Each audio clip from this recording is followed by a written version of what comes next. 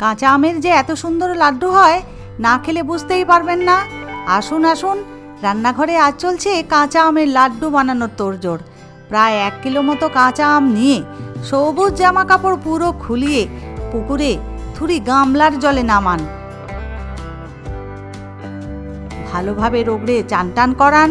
চান করিয়ে গা মাথার জল টল ঝরিয়ে ডাঙায় আমগুলোকে তুলুন। একটা মোটা ফুটোর গ্রেটার বার করুন, লম্বা লম্বা করে গ্রেট করে নিন। সবকটা গ্রেট করা হলো? তবে আর কি, বড় একটি পাত্রে ফেলো। 1 চামচের মতো নুন দিয়ে ভালোভাবে নিচ্ছি সবকটাকে মাখিয়ে। মিনিট 5 নুন মেখে পড়ে থাক, কিছুটা জল আম থেকে বেরিয়ে যাক। মিনিট 5 পরে আম বাবুকে দেখি, ওমা কত জল বেরিয়েছে দেখি। আম কোড়াতে জল ঢেলে দিয়ে ভালো করে নিচ্ছি ধুয়ে ধায়ে। একটি পরিষ্কার কাপড়ে আম কোড়া ঢেলে নিয়ে চিপে চিপে জল বার করে নিন। সব জল বেরোলো। এবারে আমের পুটলিটা তবে খোলো। তারপর ধোয়া আম কোড়ায় একটি থালাতে ঢালো। 1 কিলো আমের তরে 250 গ্রাম চিনি দাও ভরে ভরে। আমের সঙ্গে চিনি মেশাও বেশ ভালোটি করে। চিনির সঙ্গে আম মজতে থাক, ততক্ষণ মশলাখানা রেডি করা যাক। প্যানের পেছনে আগুনটি দিয়ে গ্যাসের উপরে প্যানটি বসিয়ে প্রথমেই একটি শুকনো লঙ্কা এলো, 1/4 চামচ করে গোটা ধনে পড়লো, পানমৌরি ও জিরো এলো। এরপরে মেথি দানা পড়লো। এবারে লো ফ্লেমে মশলাটা শুকনো খোলায় নাড়ুন।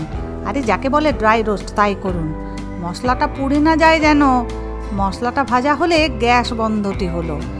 মশলাটা পুরোপুরি ঠান্ডা হলে শিলটি পেতে ফেলে মশলাটা গুঁড়ো করে নিলাম, একটি বাটিতে তুলে রাখলাম। এবারে তাকানো যাক আম বাবুদের পানে। চিনির দানা গলেছে এতক্ষণে। গুঁড়ো মশলাটা দিচ্ছি আম কোড়ার ওপরে ছড়িয়ে, আবারও হাত দিয়ে দিলাম মিশিয়ে। মশলা ভাজা প্যানটা ধুয়ে ধায়ে গ্যাসের ওপরে দিলাম বসিয়ে। পুরো আম কোড়া মাখাটা উপর করে দিয়ে খুন্তি দিয়ে শুরু করলাম খোঁচাখুচি। তাড়াতাড়ি জল শুকোলে এখন আমিও বাঁচি। মিনিট 2 ধরে নাড়াচাড়ার পরে একটা ঢাকনা চাপিয়ে লো ফ্লেমে রান্না করে নেব মিনিট 5। মিনিট 5 পরে ঢাকনা খুলে দেখি আমের রং বদলে সোনালি মার্কা হয়েছে দেখি। এবারে লো ফ্লেমে অনবরত নেড়েচেড়ে দিয়ে জলটা পুরোপুরি নিতে হবে শুকিয়ে। মিনিট 10 নাড়ার পরে রং বদলে হলো লালচে এবং বেশ মাখো মাখো দেখাচ্ছে।